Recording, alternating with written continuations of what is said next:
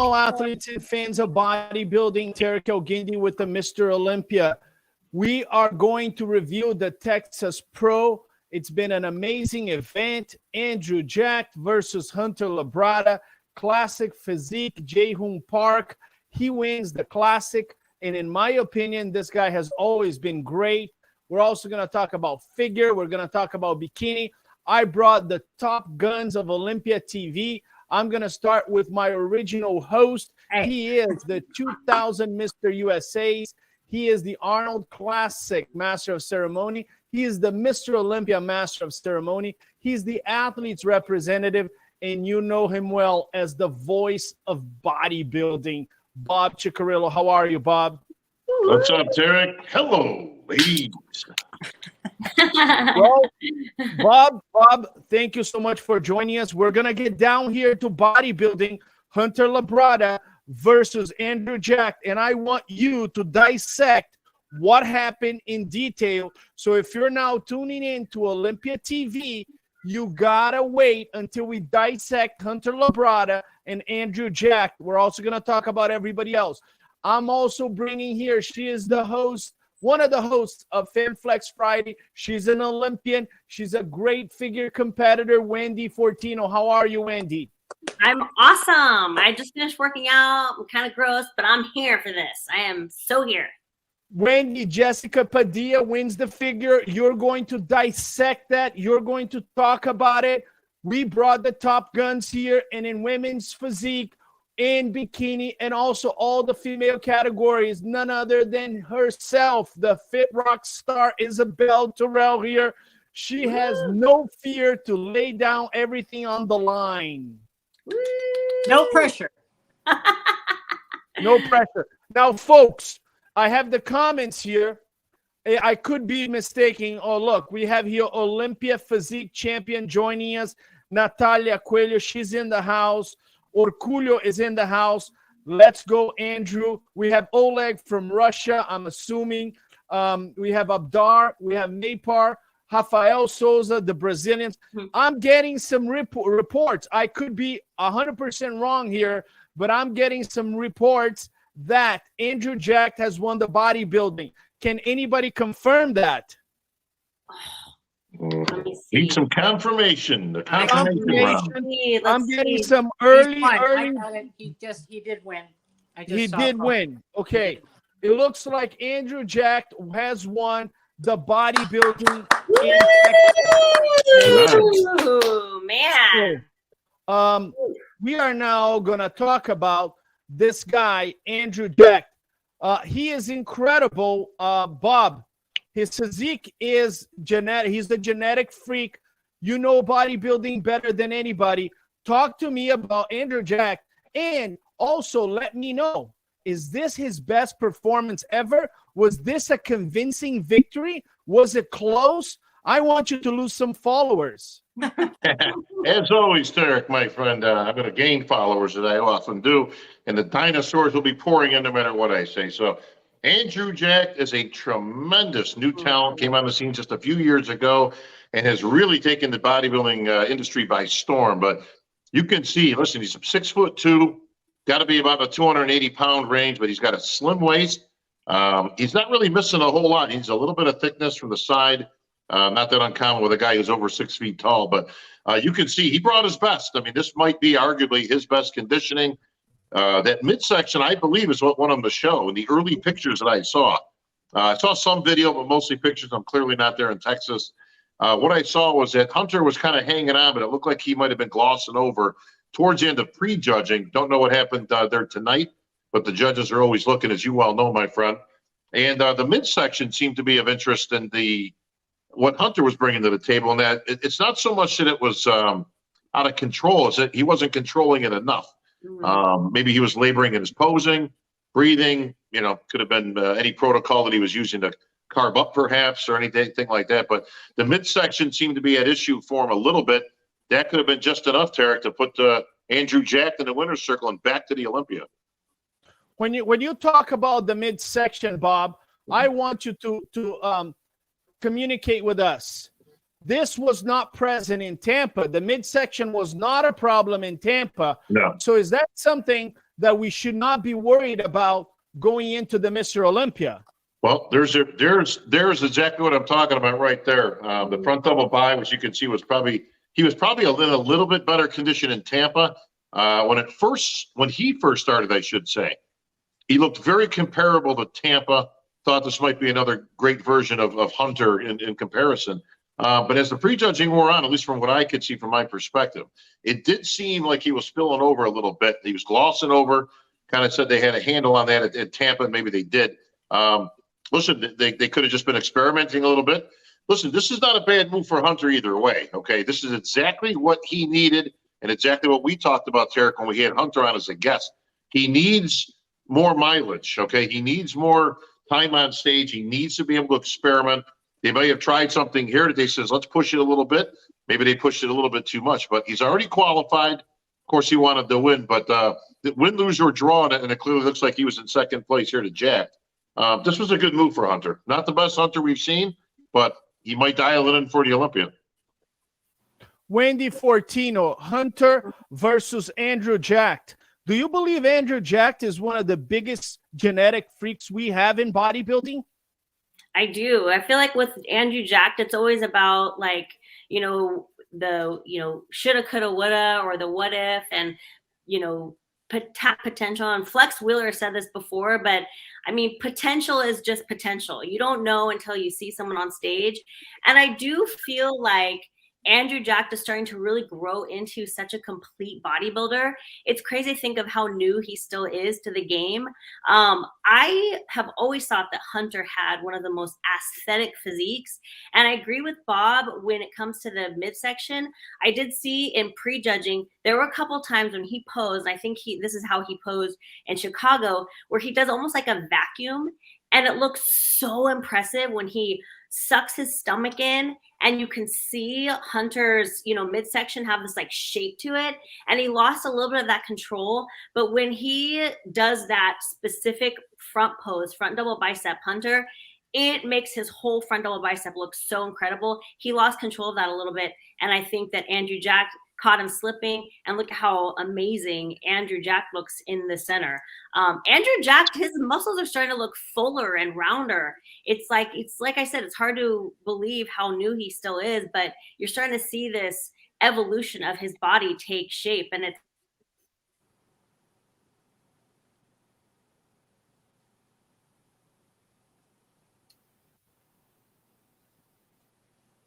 Go ahead, guys. I'm frozen. Can anybody else hear? I can hear you, Terry. Yes, I think we're frozen for a little bit. I'm waiting for the biggest storm in California. Can you guys hear me right now? Yeah. Yep, I got you. Okay, we just lost Wendy Fortino. She's coming from the biggest storm. Apparently, California has been hit by the biggest storm. She's in San Diego. Isabel Terrell, is Andrew Jack the biggest freak we have right now? Or is Samson Dauda a more of a genetic freak? Derek Lunsford? This guy looked impressive. What do you think?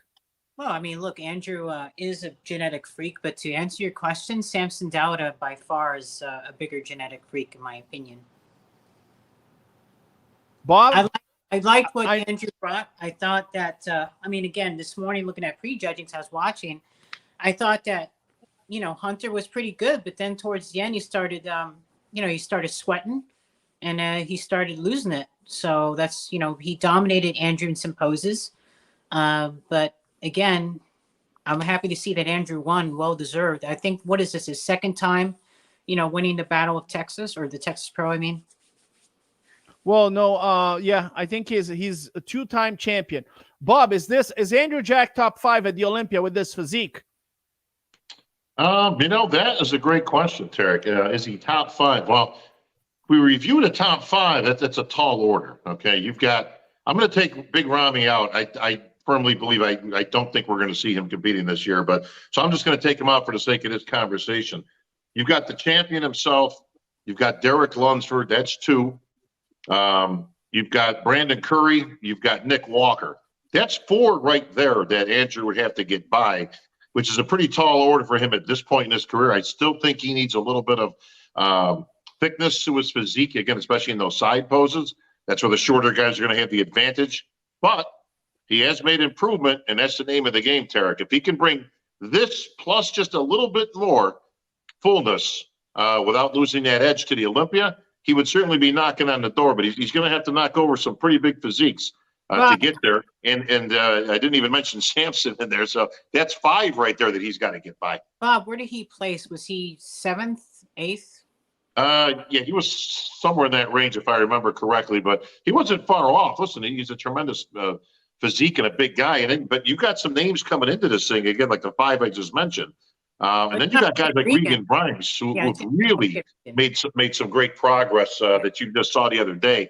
And I firmly believe him, Krizo, you got to load it up. About half of that lineup is all loaded up to try to get the 5 spots. Agreed. Well, I gotta be honest, Bob. I think this guy is very, very, very impressive. Yeah. I think that if he presents this physique at the Mr. Olympia, he's going to surpass a lot of guys. The reason I'm saying this is one specific reason, okay? He was not the same thing from the back. His back was not very impressive compared to his front shots. Well, his back pose looked very, very impressive, Bob. And I mentioned this a while back, and I know it was a long shot, but I want to mention again. Andrew Jacked, and for all the bodybuilding fans that are watching right now and know the history of bodybuilding, Andrew Jacked has the potential. He has the potential, the large clavicle bones, the structure to eventually have a Joe Stubbs kind of back. I'm going to go as far as to say that. And I'm not afraid to say that. And I think that he's shown tremendous improvement. The back is no longer a liability, Bob, because he actually, despite the great conditioning of Hunter Labrada, he actually beat Hunter Labrada on the back double biceps. Now, he's not Joe Stubbs now, but man, his back, Isabel, Bob, and Wendy Fortino, his back is He's back. Talk to me about his back. Let me say this, Tarek. Andrew, a few things. Number one, that was his first Olympia. You got to give anybody a pass in their first O. It's very intimidating up there. You're up there with the best in the world. And he's probably the only guy up there who's got less experience on stage than Hunter Labrada. He's only been competing a handful of years. So the improvements he's made has been significant. Hunter has been as high as 4th in the Olympics. So it's not crazy to think that Andrew Jack could stand up there. And he's going to have some light company this year. This year of all years, guys, the tide could certainly turn with the big boys returning, because if Andrew's in shape, if Sampson's in shape, if Krizo's in shape and brings up his back, if Regan Grimes you got some big boys up there, and that's going to make the shorter guys have to work a little bit harder to match these guys. Isabel Terrell, do you see the noticeable difference on his back?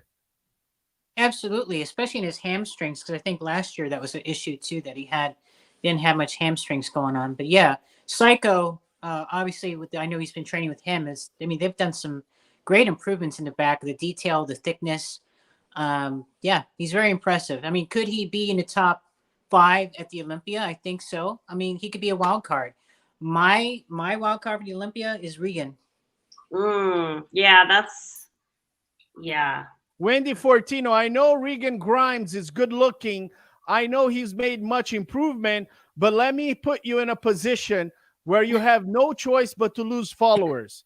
Is Andrew Jacked losing to Regan Grimes at the Olympia? Yes or no?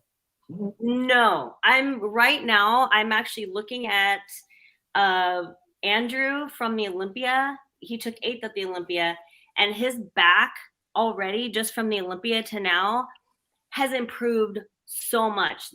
I wish we could pull this up on the share screen, but his glute development, his hamstring development, I mean, it's wild. just to see what he's done from last Olympia to now. I mean, he is so genetically gifted. Regan Grimes has been at it a little bit longer, and I think he's really gifted, but he's had more time to kind of show us what his potential can get to. Andrew Jack is one of those bodybuilders who, because he's so new, he's showing us that with every single time he steps on stage, he improves so dramatically that it's, I don't know, there's potential, and he's showing us what he can do at the same time. You know what I mean? Bob, I got a question. please. Terry. Oh, go ahead. Yes. No, I was just going to say I got a question. I know Carlos came in third. If you feel that Carlos was at 100%, do you think he would have beat Andrew Jack? And came That in is a fantastic question. Or came in- Congratulations on putting me on the spot. That was probably the most awkward moment in my entire Olympia TV live. But I'm going to use this moment to introduce my other co-host. He is the 1992 Mr. USA. He's the four-time Arnold Classic champion. He is the Sultan of Symmetry, IFBB Pro Hall of Fame and legend, Flex Wheeler. How are you, Flex? That's a hell of an introduction. Hello, Bobino. Hello, ladies. What's up, brother? Flex, we just got done with the Texas Pro. You know, Andrew Jack like few people. You were one of the guys that introduced them to the IFBB Pro League. You were one of the guys that trained him, taught him posing, and now you see him showing this new back double biceps. How good is Andrew Jack? Yeah, he's definitely brought up his back. That was one of his glaring weak points. You know, it was definitely a close fight. It was like Hunter from the front and Andrew from the, Hunter from the rear and Andrew from the front. So it was like, I don't know, Bobby. Yeah, like you say, you know, show the one from the back, but I don't know about that. Well, they're one from the back, the front, the side, and every other pose you could possibly, and the other 72 poses that Milos wants instituted into the IFBB Pro League. But that said, to answer that question that came out before Flex joined us, could Carlos beat Jack? No, absolutely not, and certainly not at this show. In the future, that remains to be seen.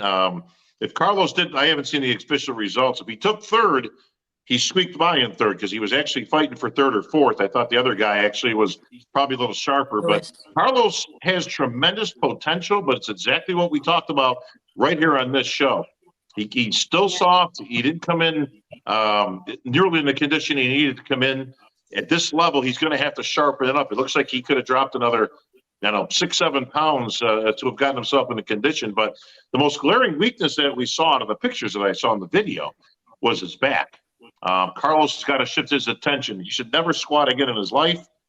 Got the legs. Don't worry about him, bro. You're all set there. The back is lagging far behind. He's got huge arms, huge legs, but his back, he's going to have to dedicate some serious time to bringing that up if he's ever thinking about winning a show in the Pro League. Bob, what's the one thing in his back that really stood out to you that he didn't have? Was it the lats? What was it? He's very deficient in the lower lats in particular. There's not a lot there. I mean, guys with big arms, and me and Flex have talked about this for years. Guys with naturally big arms, I don't care whether it was Phil Heath when he first came out, Michael Krizo, these type of. If you ever noticed a trend, they always seem to be lacking in the back department, and that's because they tend to overpower with their arms do all the work. That's why they got these giant arms, but it's at the expense of back development. If you look at Carlos's back double by. Yeah, he's all shoulders and arms, but there's really not a lot of back development there. He's going to have to really just nail it down this next year. If I was Carlos, I'd be working on that physique all year. I wouldn't see him again until about this time next year. He needs a little bit more work. Yeah, you're right, Bob. A lot of guys, and it's not even only guys with big arms, because I've seen it just with guys with no arms at all. But yeah. What it is they pull from their forearm, their bicep first. Right. Their bicep first. So when you're a gunslinger anyway, your guns are going to come into play, and you got to do so much to eliminate those. But he needs to be pulling from his elbows, from his clavicles instead of from biceps. And a lot of guys grip hard, and then that activates their forearms and then their biceps, especially those gun monsters. So, but kind of disappointing, because we talked to him about this, and we talked to Tim a couple of weeks ago, and he was talking about how he brought up his back. But I have a question for all four of you guys, all three of you guys actually. Yes. So, what does the person do when they naturally don't have a great back? Because you kind of see Carlos's back, you kind of see Andrew's back, and they don't have that, and even Hunter, they don't have those lump bumps and bulges and valleys and peaks and all that. So what do you guys suggest a person do when they don't have that naturally, great looking back? Well, Flex, I mean, I think the expression shows are won from the back. The reason that they came about, it was because we saw the guys winning the shows that were complete.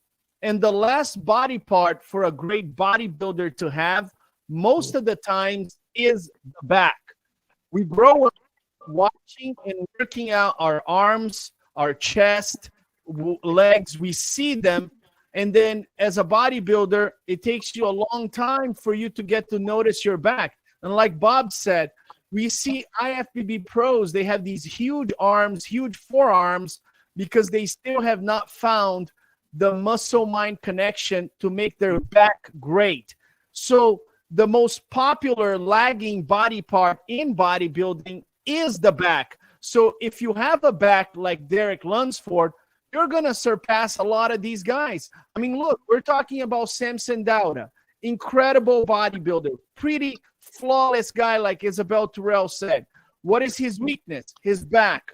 We're talking about Hunter Labrada. What is his weakness? Is his back. We're talking about Andrew Jack. Bringing up his back is not quite Derek Lunsford yet, but is getting better. We're talking about Carlos Thomas Jr. He's a freak from the front. The conditioning should be better all over, but the back is a weakness. So it's not that shows are won from the back, is that we have a lot of dudes that still don't have a great back. And if you have a great back, like Flex Wheeler yourself, like Dorian Yates, like Ronnie Coleman, you are going to surpass a lot of people. Agree with me, Bob, or disagree?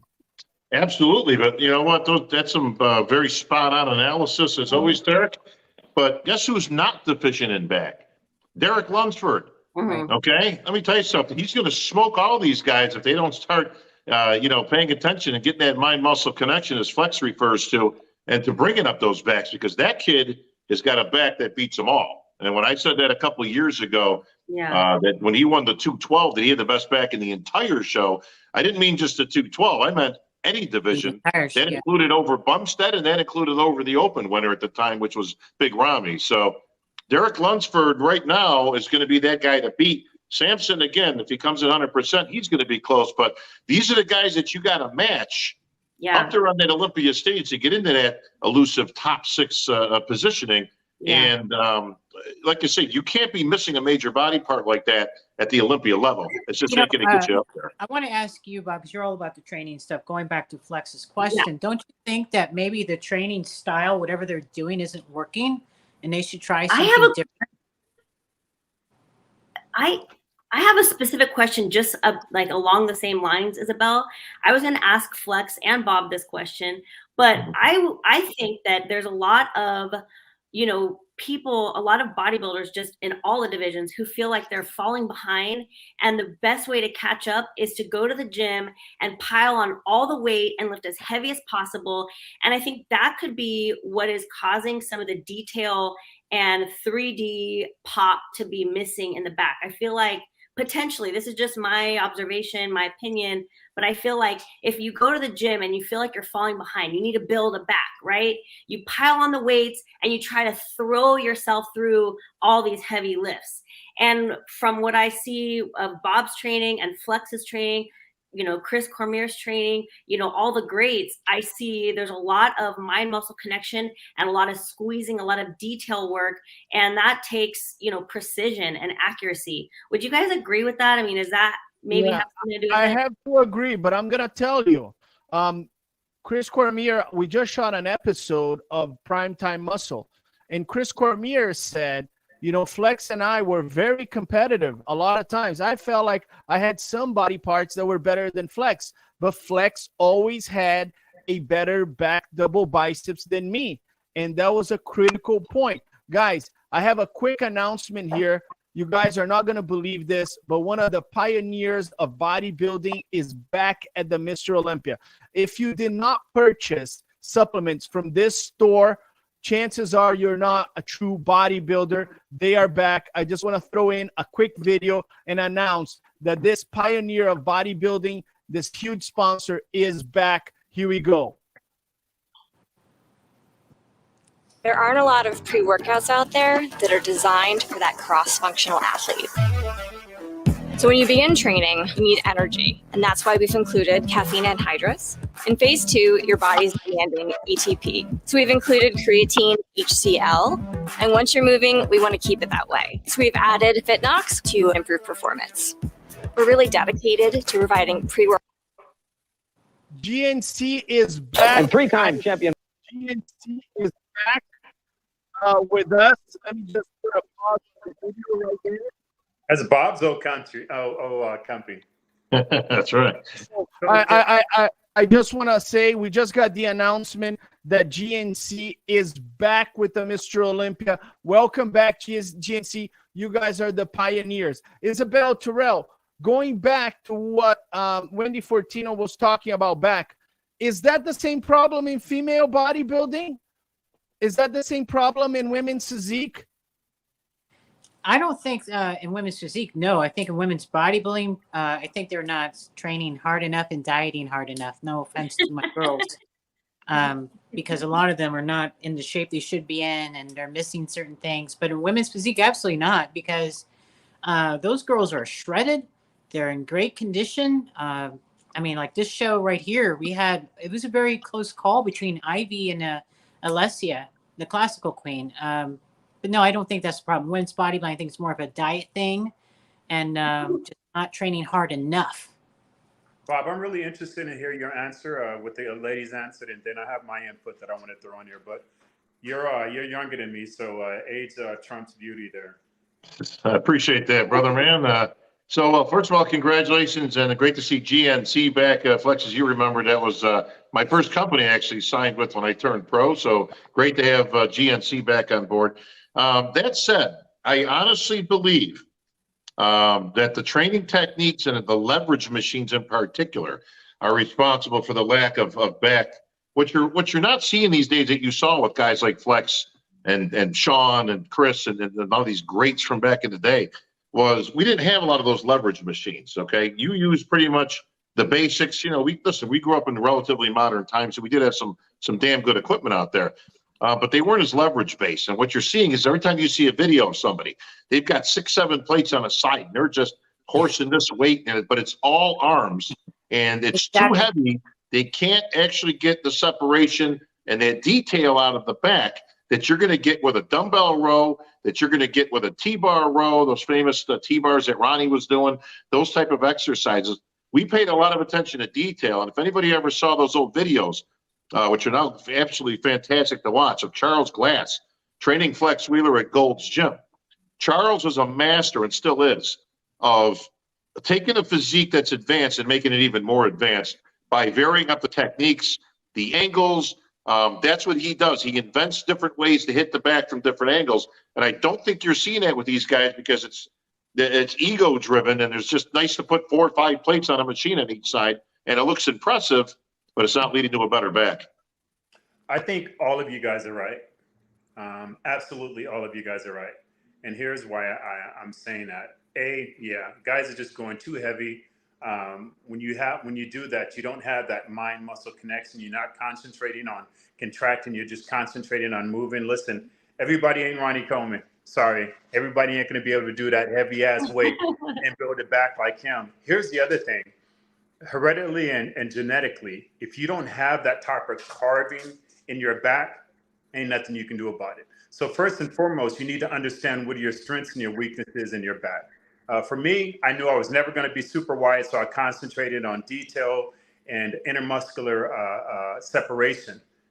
Now saying that, if I was a super wide guy, kind of like an Andrew, like a Hunter, and also Carlos, they have a wider back. So I would work on just making that as wide as possible, because it's not really a condition thing for these guys. You look at Andrew's, because he's a winner. Let's talk about him.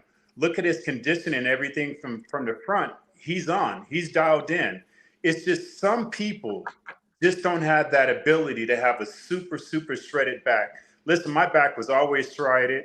Even when I was 299 pounds, a fat bastard, I always had striations in my quads, and I always had my Christmas tree in my back. So there's nothing really that you can do if you don't have that type of back. Now I'm saying that the guys are just going too heavy because they don't have a back. So what they're trying to do is overcompensate by doing all this heavy weight and just throwing them way more off of their shoulders are coming into play. That's why you see a lot of these guys, they got big, huge, heavy rear delts and no inner back detail because their shoulders are coming into play and their biceps are coming into play. So first and foremost, you have to understand what your strengths and your weaknesses are. Don't go work on something that you just don't have, right? Secondly, you have to have that connection. You have to be able to contract. And last thing what I'm going to say is a lot of guys don't do rear behind the head pull downs anymore. Oh, If you understand what a rear double bicep is, it's a rear double bicep pull down from the rear. So a lot of people are rounding their backs off. They're leaning back to so far. What I try to do is think of a rear double bicep. Now contract and pull and do that. And when you're doing a rear double bicep, what's the first thing you engage? Your back, not your bicep, right? Not your forearm. So that's what a lot of the guys are doing. So that's my kind of 2 cents on my 30,000 foot view. I follow Derek Lunsford a lot, and a lot of things that he would do are for his back is a lot of barbell and dumbbell work. You don't really see him on the machines and this Smart. leverage stuff. So that's, he's a big perfectionist. So, he does. Well, guys, looking at the comparison here on the back double biceps of the Texas Pro, Andrew Jack is winning this pose. Now, there's one thing about Hunter. He has a little bit of width to his back double biceps, but Andrew does not have the width of Hunter Labrada, but he has more detail. It seems like his back double biceps is busier. One of the things that I want to point out is it looks like Andrew Jack is adjusting his back double biceps constantly. Yeah. He's not hitting it and holding it. You see, there's constant movement on his back double biceps. And that's a pure sign that you are not having any contraction. You feel absolutely nothing from the rear. That comes in and just posing so much that you're just tired and you can barely stand up, because that's the same analogy that you have on stage. There is no mirror to look at. So you have to have that connection. And it doesn't seem like he was actually practice on his rear double bicep a lot, because exactly what you guys are saying, it's almost an amateur thing. You're fidgeting around, looking around and all that, trying to recontract and stuff like that. That's a pure sign that you don't have it locked in. I'm so glad you said that about the back on the back double biceps, because I've always told like our clients, and just whenever I look at it in general, I feel like the back double bicep is so much more about the lat coming into play.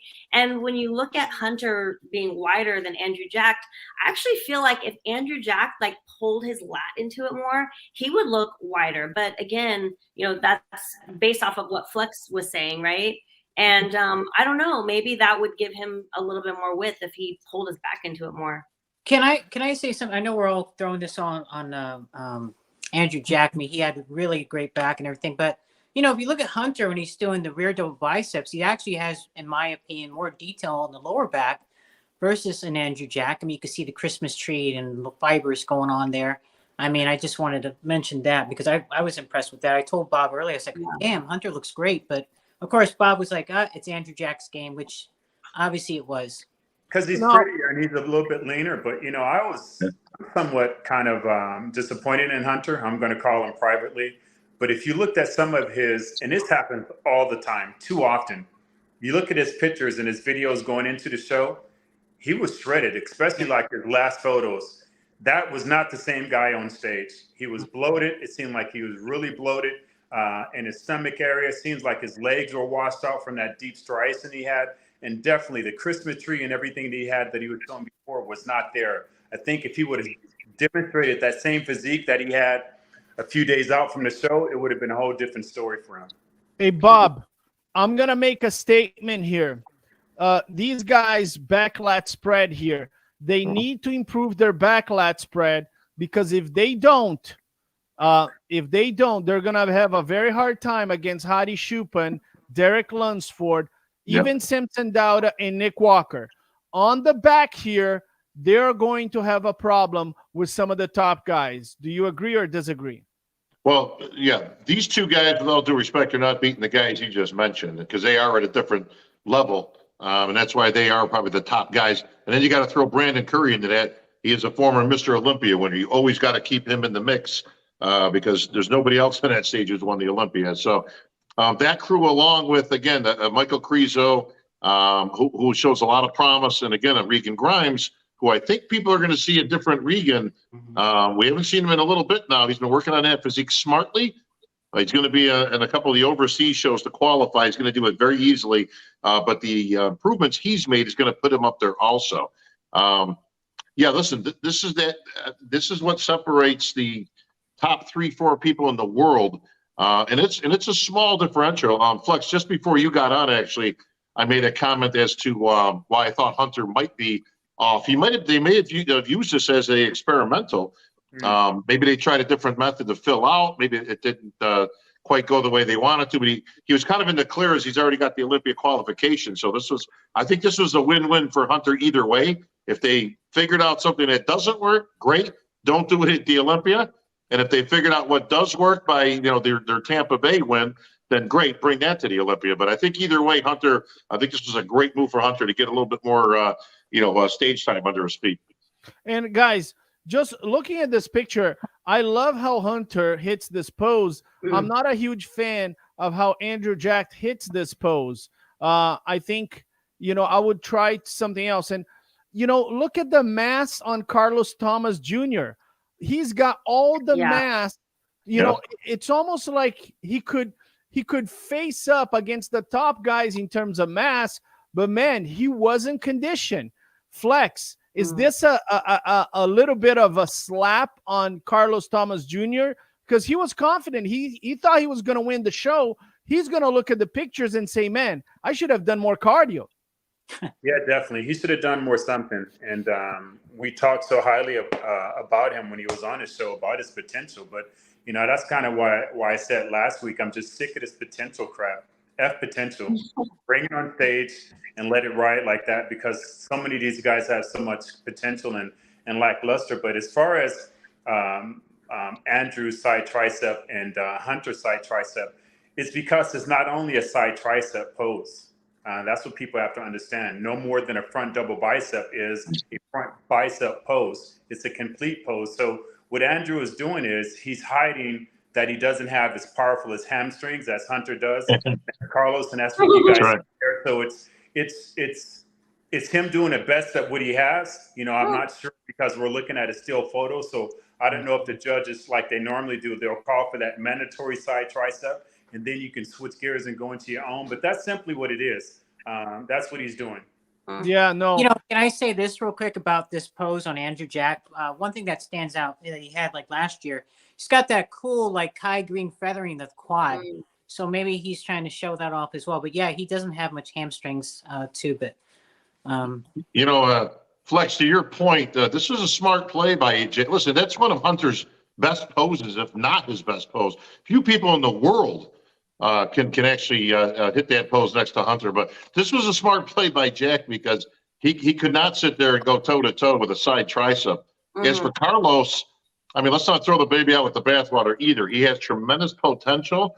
This was literally his pro debut. We finally got a chance to see him up against some of the best in the IFBB. So, listen, he'll get it. He's a young man. He's got a lot of muscle, and that's a good problem to have, because he can diet down a little bit more. And I think he's going to learn a lot from this competition. I hope we see more of him. We're probably not going to see him again this year, if I was guessing.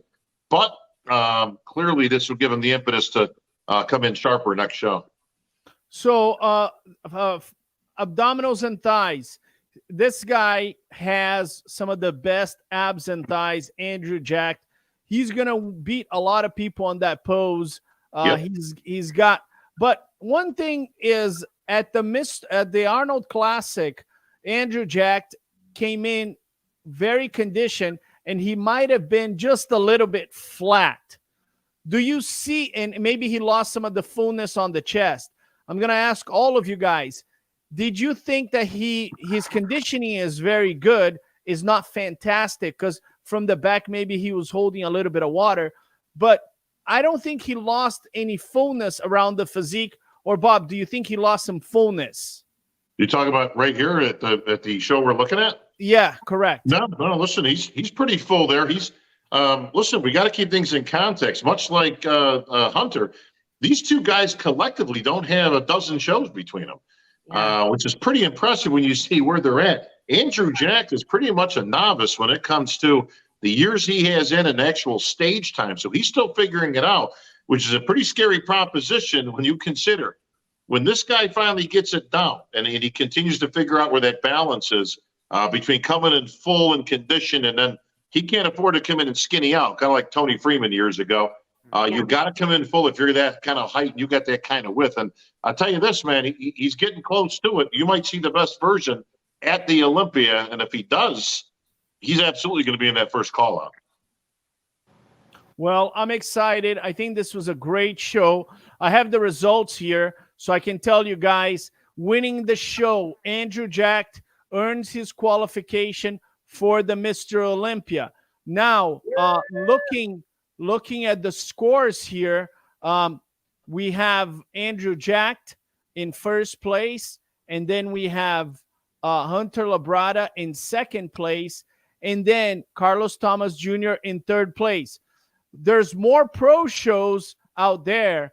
Carlos Thomas Jr. said that he was only going to do the Texas Pro. Wendy, would you recommend Carlos to keep on going and trying to earn his qualification after this third place? Or do you think he should shut it down and go for next year?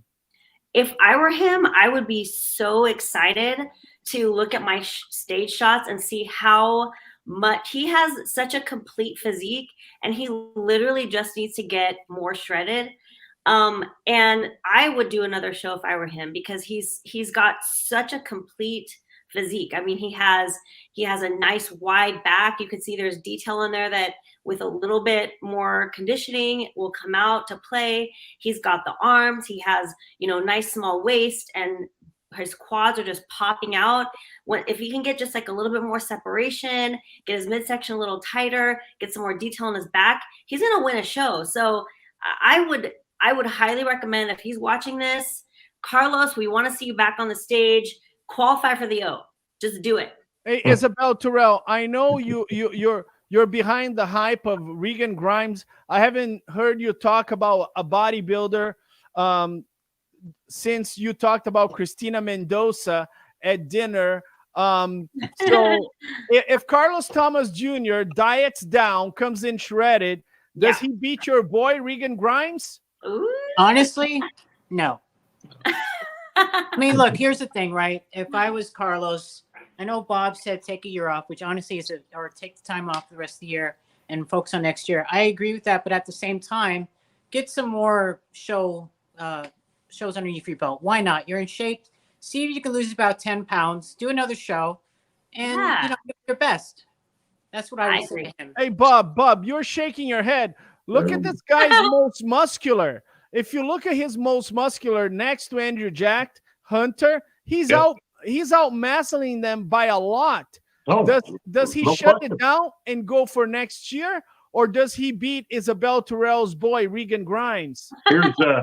Here's the problem. He ain't beating Regan under any circumstances at this point. That's number one. Number two, you guys got to remember now, Carlos was originally getting ready for the New York Pro, which was back in May. Okay, that means he was dieting in January, February, March, and April. Okay, he didn't make the stage in May due to some complications he had, which he went into detail right here on this show. But he was still in preps, and only a week out did he bail out of the show. That was May. Then he had to hang on for June, July, and right into August now to get ready for this show. Under no way, shape, or form can he now hang on until, let's say, Chris Minnitz's Legion show, which is in October. Not in his best interest. He's not going to be anything improved. Take the time right now. Stick this third place in your back pocket, Carlos. Go back to your training. Stay healthy. Work on that back and try to find some techniques that actually isolate that back. You can bring that up. This guy can be a barn burner next year in his very first show, whatever that show is. I tell you what I like to see. I'd like to see him come back at the New York Pro next year with that improved physique. He would win it easily, and then he would be in his first Olympia next year. Right now, you call it a day. I got to give credit to his coach, Andrew Vu, who's all about the health. So, listen, I mean, can we say that Carlos is he had digestive issues in the prior show, New York Pro, why he didn't do it? Is that why he wasn't in the tip-top condition here? Could that have been an issue, possibly? I think it could be, but listen, if that's an issue here, that's going to be an issue his whole career. Then I got to be honest, that this is probably not the sport for you, because eating and digestion is about paramount to being a good bodybuilder as it gets. Let's do a poll. Do you agree with Wendy and Isabel, or do you agree with Bob? And Flex, what side are you on? Flex. Yeah, I tell you what, it's interesting because you're both making solid points. First and foremost, we don't know how healthy is it, right? We don't know how healthy inside is. We don't know what he speculated had to use and how long he had to use that to get ready for this show. But here's the other side of that. He has had 2 years. He hasn't competed for a long time, yet he still hasn't brought up a promising back. So it really depends. If he's healthy and he can, I'd say do another show, because you can burn out some of that intermuscular fat and you can work on what you need to fix. And that's obviously condition. It ain't a size game, right? So taking off time potentially doesn't really help. Now, yeah, he's been dieting a really long time. Doesn't mean, and obviously from the outlook, it didn't work, right? However long he's been dieting, doesn't matter, didn't work. So he didn't come in shape. So it doesn't seem like A, something was figured out, or B, he does have a digestive problem, and that's going to be a problem for a long time. So those two criteria would make the decision factor on him competing again. Yeah. I think you have a good point, Flex. You have a good point. If he's healthy and there's not a problem with his health, then my personal opinion would be, hey, there's a few shows in Italy, or maybe you stay in the United States, you do the Legion Sports Festival, and maybe you can earn your qualification. The back is not going to come up for this Mr. Olympia, but maybe if you're more conditioned, hey, Samson Dauda didn't have a great back. He placed top 6 and got a good paycheck at the Olympia. So, and Flex is right. I mean, he turned pro in 2021. We're in 2023. So it's already 2 years off, right, Flex? Yeah. It's already 2 years off. So. Yeah, definitely. And you know what? Let's define a good back. Right. A good back doesn't mean that you have to have a back like me or Phil or Sean or Chris, where it has all this great detail and all this stuff going on. No more than a great back means that you have a super wide back like Dorian and Ronnie. You have to run with what you brought. And the truth is, we're not really talking about their backs being weak per se. It's really a condition thing, because if Andrew's back was more shredded, we wouldn't really be talking about his back being weak. If Carlos' back was more shredded, we wouldn't really be talking about his back as weak. We'd be talking about his back needs more development or more defining or refining. The problem is the condition of their backs. That's what we're really getting at, because we do see a little bit of bumps and bulges and going on in all of their backs. So how would it be even more so if there was more shredded back there, right? So that's kind of my 2 cents on that. I don't think that back is really weak. I think just it needs to be more conditioning, and they need to understand they're not going to have a striated, Christmas tree type back, but they can bring in a lot more freaking detail. It's kind of like the argument with me. If your legs are striated, why in the hell isn't your glutes and your hamstring? Well, it just takes a little bit longer, and you got to lose a little bit more weight. Carlos needs to be more conditioned on the back double biceps. This back double biceps here, he could lose and be shredded. Can I ask you guys a question? Hassan versus Carlos at their very best. Who wins? You know, that's an Well, interesting question. It's an unfair question though, because we haven't seen Carlos even close to his best. Let's say So Carlos. Let's say Carlos was at the Toronto Pro that Hassan won. With Yeah. this, I would say, despite being genetically more gifted than Hassan Mustafa, because of Hassan Mustafa is also a mass monster, he doesn't have the most pleasing lines. But I think Hassan Mustafa would beat Carlos Thomas Jr. Yeah, only because we've seen him what he looks like better. We don't know what a Carlos looked like. correct. Yeah. We can imagine that, right?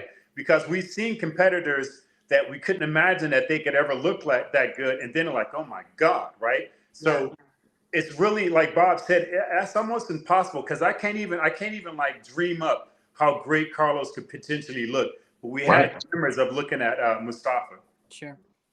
Very cool. Very cool. Well, guys, it was a tremendous show. Bob Ciccarello is impressed by Andrew Jack, but he doesn't think Andrew Jack will crack the top 5. So if you are an Andrew Jack fan, go ahead and unfollow Bob Ciccarello. Okay. No, follow him, listen to more. No, I also want to talk a little bit about some of the other categories. Hey, I'm going to give myself full credit because after the Olympia, I told everybody, the competitors, to watch. And I said on the classic physique, there's a competitor that placed 12th. And I'm going to get that video back. That's a little bit of the Bob Ciccarello in me. And I'm going to rub it on everybody's face. I said, this guy placed 12th. And I don't care how far he placed from the first spot. He's the one to watch.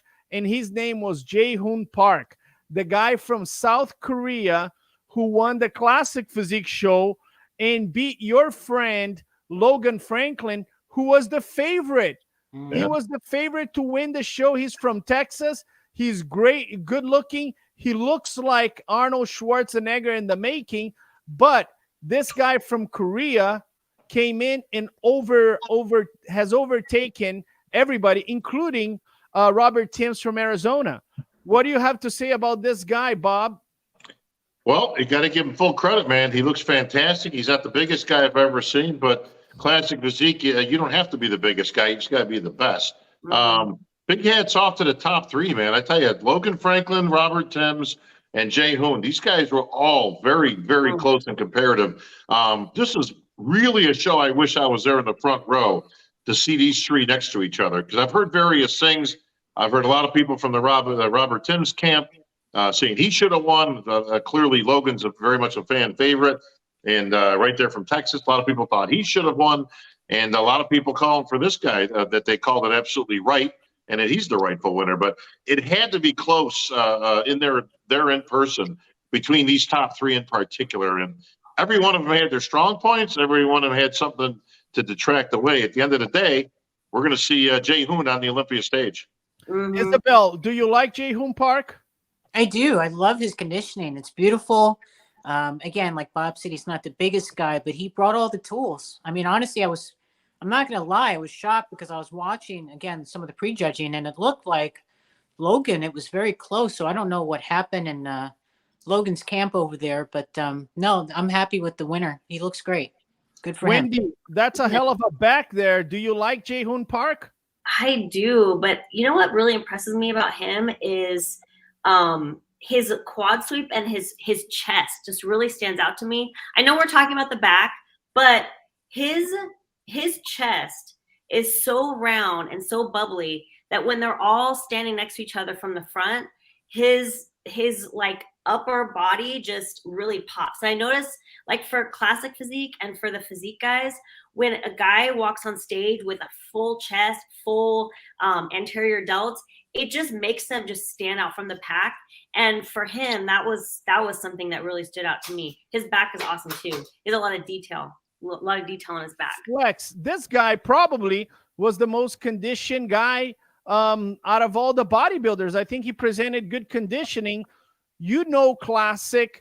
You actually competed in the classic physique. Do you like this guy? Yeah, definitely. Beautiful physique, even more so. Great posing. Man, I love those hamstrings. I'm just a huge fan of hamstrings when they're just hanging down from the side. It's just very powerful. such a freaking powerful look because it takes over two poses, right? Your side chest and your side tricep.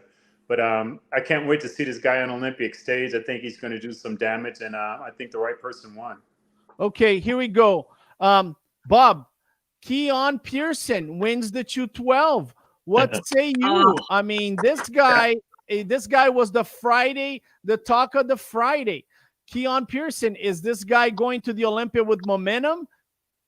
No question about it. Listen, we've seen him coming for a while now. It's about time he finally realized what kind of physique he really has. He wins the show easily. It wasn't even close. He reminds me a lot of Flex. You're probably the only one here that would remember his name, although Tarek might. He reminds me a lot of Edgar Fletcher back in the day. Just his lines, that tiny waist. Crazy. What's that? Crazy. He just looks so crazy. I mean, let me tell you something. He's actually, his only strike against him traditionally has never been, listen, what you're looking at right there is God-given. I know he works tremendously hard, but is his conditioning. Now, this is about the best condition I've ever seen Keon in. That said, he actually has a better looking physique than Sean Clarita, but he's going to have to be about 10% sharper than what you're looking at right there to have a shot of knocking off the champ, because while Clarita has got some great lines himself, he doesn't match up to this guy in terms of overall physique appearance, but he gets shredded and hard, and that goes a long way in the 212. If we can see Keon improve 10% on this, we got a battle on our hands at the Olympia. Mm-hmm. Flex, you know Keon from the beginning of his career. This is his best ever, right? Yeah, definitely. It's his best ever. I'm really proud of him. Bob's right on the money as far as Keon's conditioning. Here's the great part, right? We still haven't seen his best yet, right? Yes. And the guy has so much size that he carries. He's put on so much size that we can still say, man, 5, 6, 4 pounds of just water contest weight, he is shredded. Then there's a real problem for Clarita because there's a size factor going on there. But man, I'm just want to congratulate Keon. I texted him yesterday right after prejudging, like, dude, you won this show. But I'm not surprised. Yeah. Right. And I'm going to have a conversation with him about some things I didn't like, because when you have talent like this, it's not that we're hard on you. It's just a lot is expected from you. So this is one of the most gifted competitor on the stage right now. Is just as pure as lines and being natural for so long, and a lot of people doubting that. So I still think the sky's the limit for him. I think he's still figuring his physique out. But the great thing about it is he's figuring his physique out, yet getting better, and he's nailing shows. So this is his second title that he just took. And I would probably argument and say he's probably maybe 85% of his condition that he can potentially reach. Because you can see from the back, he can have a crazy striated back, and he can have crazy striated glutes. His hamstrings were definitely in a lot more than they were before, but the guy just has so much more conditioning left in him that it's going to be really hard to guess what he can look like. Because again, we've seen Clarita in his best, so we have an idea of what he can bring to the table. But god dang, with a person with that type of shape, man, and he brings that condition, you just sit back and you just smile and fold your arms and just enjoy the show when guys like that come in shape. Yeah, I have to agree with Flex. He could have been a little bit tighter on the back. There's that little fold here on the lower back. Mm-hmm. If you can get rid of this, right, Isabel? Isabel, if this guy comes in peeled to the bone, does he beat Sean Clarita? Let's have all Sean Clarita's fans against you. I'm going to be really honest here. Sean Clarita's tough. He's really tough. And, he's got that 3D look and everything. Personally, I think I don't see Keon beating Sean. You East Coast people always stick together, damn you. Well, it's a great showing. This guy was heavily criticized a long time, and he comes in and he wins the show. So I got to give him credit. He was able to, fulfill his potential, at least for now. But congratulations. This is really fast. Do you guys agree that Keon Pearson, if they gave a best in show, that he would have won best in show for the whole show? Mm. Ah, I don't know. Listen, the kid who won the classic, man. I don't know. He'd be pretty tough to beat if you were going with that. Plus, Right. Jung Hun. I'm sorry, Jun Hun. Jae-hoon Park. We can put our Jae-hoon. votes in after we go through all the divisions. Oh, Yeah, I gotta tell you, I was very impressed by Keon Pearson. I might say that the superstar of the show, the guy that impressed me the most, even though Andrew Jack won the men's bodybuilding, Jessica Padilla looked incredible. Keon Pearson, and maybe because what Flex said, we've always expected so much from this guy. We didn't get it, and it feels like we finally got it. And I'm gonna make a statement here, which I'm repeating myself. Keon Pearson will eventually move to the Open, just like Derek Lunsford, okay? Watch what I'm telling you right now. He's following the footsteps of Derek Lunsford. When it happens, I want full credit and I want full recognition that this man is following the footsteps of Derek Lunsford. Jeremiah, this is the competitor that won the men's physique. I just want to quickly cover him. Great looking guy. He's got the full chest. He's got the abs. He's going to the Mr. Olympia. But I want to jump in with the ladies real quick because we've had some great competitors in the women's categories. But Isabel Terrell, the controversy was Isa Piscini, former Olympia bikini, taking second to Ashley Little. A lot of the Brazilians are unhappy with this result. They called me, they texted me, they said my life is in danger, and I said Isabel Terrell was the one that So what do you think? I personally I thought she was a bit too hard. What do you think? I thought she was too hard. I mean, listen, to be truly honest, Issa and Team Atlas did a great job, but this is actually the best I've ever seen of Issa, the best package, I think. And, Ashley, let's face it, this is going to be her 5th time going to the Olympia. She's a 7-time, champ. So she brought it. She was good. And I do agree with you, Tarek. I think that Issa was too hard. Talk to me, Wendy Fortino. Was Isa Piscini the Olympia bikini champion taking second? Was she too hard for the bikini category? So in bikini, it's so hard because it's like splitting hairs when you get to the top girls in any show, Olympia or a pro show that's not the Olympia. I think that from the front, Issa wins. She's the strongest from the front. She does have some cap delts, which could be potentially showing a little bit of hardness. But overall, she's really balanced from the front. She has such a tiny, tiny waist. I just think that she's really one of the most impressive competitors. I actually like how she opens up her lat a little bit to showcase the contrast from her lats to her waist. From the back, she's a taller competitor, and I think that's where her structure and her shape, I think it was overshadowed by Ashlyn. And the reason why, let's go to the back, I think she can offset some of that with posing. And I mean, I'm not trying to like criticize her posing because it looks beautiful, but just for her structure, her hands are so high on her hips and it makes her legs almost look too long. If she just brought her hands down a little bit to lengthen her arms, and I think that would balance out her shape.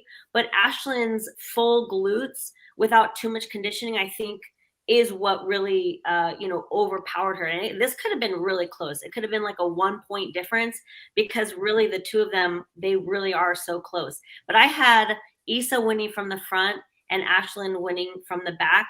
And then when all the scores were all said and done, it could have just been an edge out. Hey, Wendy, let me ask you this. Tamikia, I hope I'm saying. Now, from this shot, can we say that, in my opinion, I actually have her winning this because she's got those beautiful glutes, the hamstrings. Yeah, actually. What do you think? I think that sometimes it's not the best physique that wins, especially with all these divisions. Because there's so many divisions, it's like I don't always see the best physique win. I think the judges are trying to get it right with fitting the criteria. And to me, I agree. I think she has the most impressive physique from the front and from the back. But in terms of like the bikini criteria, she might have been a little bit too sharp and a little bit too awesome. You girls just like a little bit more conditioning than I do. bikini. But let me That's say this why too. you girls are That's what I do. falling in love. Here's the deal. Ashlyn Little has a little bit of softness to her physique, and that is the bikini criteria. Right. Now, Flex and Bob Cicarillo, you're an Olympia champion. You go to a show in Texas, which a lot of people expect you to win, and you take a second place. Flex, what does that do to your mental state? Oh, It's good. It ain't good. It ain't all good. Even though it's a non-title fight, it starts talk, right? And it shows, it highlights your weaknesses, and you are beat. So now, instead of everybody going into the Olympia talking about you defending your title, which you will be, they're going to talk about you getting beat. And now they're definitely going to be looking at you and this other young lady standing next to each other. So it's not good. Bob, you know, on paper, Isa Piscini should have won the show. Things didn't go her way. You know, Isa, you announced her as an Olympia champion. She's been winning shows left and right. Taking a second place here, what does that do? Well, we all know bikini shows are won from the back, so that's first and foremost. But listen, Issa's been, you know, even though she's done reasonably well, she's been struggling to find that same physique that captured her the Olympia title a few years back. So, and listen, let's keep things in perspective. Ashlyn is no slouch. I mean, this girl has been lighting it up the last couple of years, and she is an Olympian in her own right, and she's right up there in the mix. So. She's just got to find that right balance again, and that's difficult to do. Listen, we've seen Ashley Kultwasser, winner of 3,000 bikini shows, who's lost shows on occasion. So, and that's a girl who's won the Olympia 3 times over. So, these girls are just that competitive, and like Wendy says, it's you know, they're splitting hairs when you get to that level as to who wins, who takes second. I mean, any one of those 4 girls in that photo, to me, you could have flipped a coin.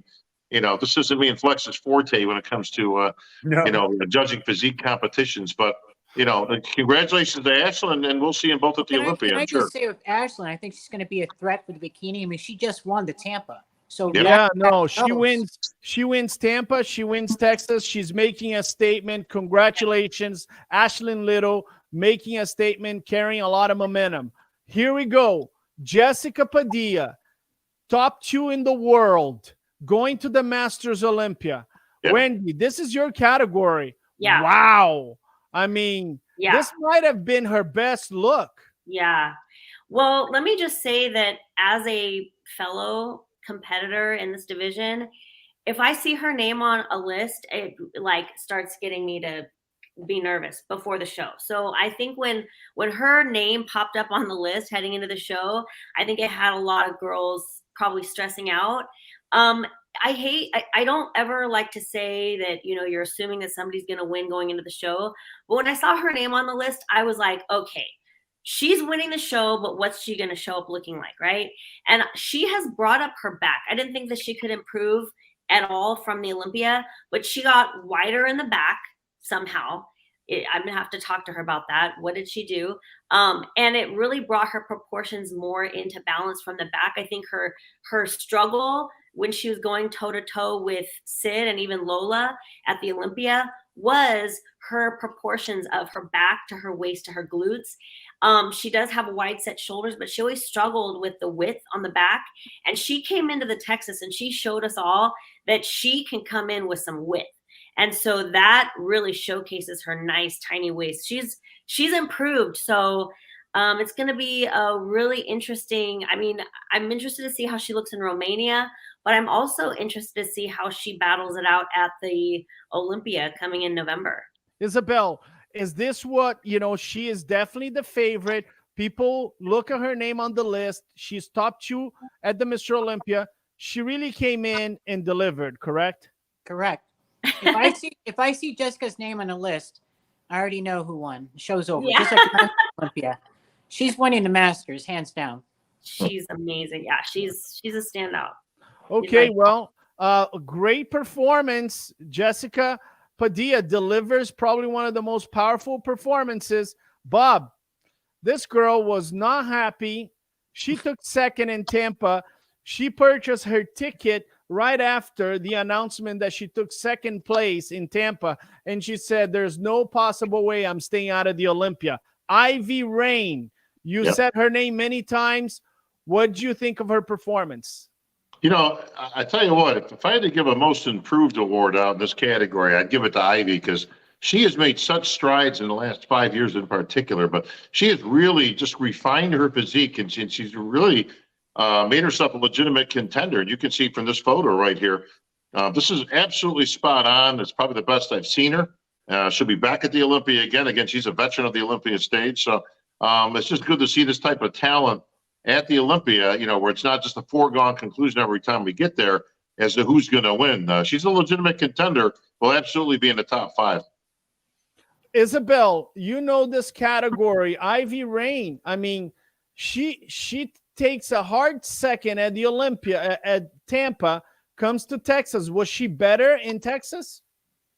Well, absolutely, because she won. I mean, listen, it was really tough between her and Alessia, the classical queen. I mean, I think a lot of people were thinking that it was going to be the classical queen winning, but I guess the conditioning didn't really, I mean, she was in tip-top conditioning, but Ivy was by far the best one to win.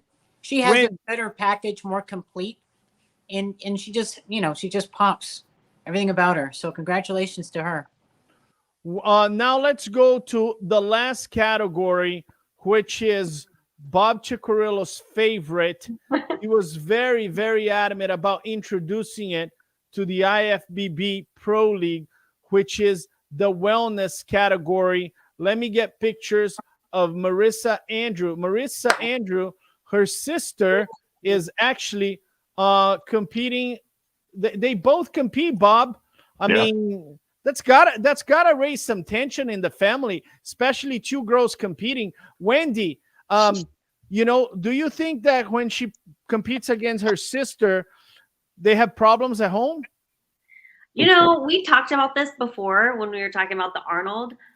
And on social media, they seem to be really supportive of each other. So I'm going to say I have a twin sister. So I know that camaraderie myself, me and my twin sister are both really competitive, but we both genuinely love each other and support each other. So I know that dynamic is possible. And from what it looks like they really love and support each other. So I'm going to just assume that's how it is.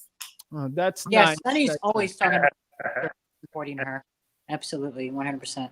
So here we go. Marissa Andrews, Bob, let's lose some followers. You know, Sunny Andrews, you've announced her name many times, winning shows. Which sister is placing better at the Olympia? Sunny Andrews or Marissa Andrews? Well, I can give you firsthand experience because I announced both of them at last year's Olympia, and clearly she beat Sunny. You know, Sunny did not bring her best. I mean, we've discussed that before. She knows she kind of made some errors in her prep, so hopefully she can get back to specs. But listen, she's got a tremendous. They both have tremendous physiques, but she's put together very well, and she's been very consistent. I think she's been rewarded by that. So, and I will say this: I was able to watch both of them on stage, and Sunny. I mean, she was. Like I said, I think it shocked a lot of people that she was buried so far back because just didn't look the way she needed to be looking. But I could observe both sisters. Anytime one would get called out, I could see the other one kind of, you know, either clapping their hands or you know, kind of you know, that look of encouragement. So that they are definitely very supportive of each other in that. But you can see right there, not only is she put together well, but as the old saying goes, everybody, there's nothing half-assed about wellness. Well, I would love to see her as a wellness Olympia champ. You know, she's got her work cut out because I think she was out of the top 5, but I think this was her best ever. I'd love to see both of them on a call out, Sunny Andrews and Marissa Andrews, and then flip them from one side to another to see if that love continues on stage. But congratulations to all the Texas champions. Congratulations to Freddie Naidoo and Sheila. What an amazing event. Thank you, NPC News Online. Got the pictures as fast as possible. Thank you for the support. We're going over 1 hour and 15 minutes. I'm sorry if we took too long. What? But we're excited about bodybuilding. It's Saturday night. None of us drink. None of us party. We just do bodybuilding all day long. I'd like to thank all my hosts. Well, wait a minute. Tarek. What's going on next week? Where's everybody going to be? We are going to be I'm going to be at the Masters Olympia. I'll be judging the Olympia Amateur and the Masters Olympia. I'll be there with Jay Cutler, Jake Wood, Steve Weinberger. It's going to be an incredible event. You didn't mention your buddy Chris. Isn't Chris going to be there? No, Chris Cormier unfortunately didn't get his visa to Romania. They said, we already have problems with Andrew Tate. Let's not bring another one here. Wow. Bob, where are you going to be next week? Well, it's funny you should ask, Tarek, because I do believe, we're looking into it right now, but I may be joining you, my brother, in Romania next week. Woo! Wow. How about that, huh? Special be, appearance. That's going to be great, Bob, because I know you have a lot of hatred for Billy Garden, Billy Brown shoes. No. Listen, me and Billy get along just fine. We had a few conversations, got everything patched up nice. And listen, he's a good kid. He's just, finding his way and all that stuff. But he will be on the microphone, which is good for him. And I believe I will be doing some play-by-play activity, my friend. I'll be Sounds doing great. my 58th birthday. Yes, sounds great. Today is my co-host from Primetime Muscle, Chris Cormier. There's a reason why there's a storm. If you hear sirens, if you hear something on fire, it's Chris Cormier birthday party in Southern California. My birthday party. It's going to be crazy in Southern California. Only God knows what will happen at his birthday. I want to thank my co-hosts, Bob Ciccarillo, the voice of bodybuilding, the Masters Olympia play-by-play. Wow. If you want the pay-per-view done well, who else than Bob Ciccarillo? Fit Rock Star. She has an episode coming out with Wendy Fortino and Latoria Watts. Guys, is Latoria Watts coming back? Watch it on Fit Rock Star, coming out in the next couple hours on Olympia TV. I want to thank FemFlex Friday host Wendy Fortino. She's on fire on social media. Go ahead and subscribe for the FemFlex Friday IG. And I want to thank the one and only, the Sultan of Symmetry, the 1992 Mr. USA's, the 4-time Arnold Classic champion, the best skin in Las Vegas, Flex, the legendary Wheeler. Thank you so much to all of you guys. Bob, I'm so excited to see you in Romania. I'm going to do some cardio right now. We'll see you guys next time. Ladies and gentlemen.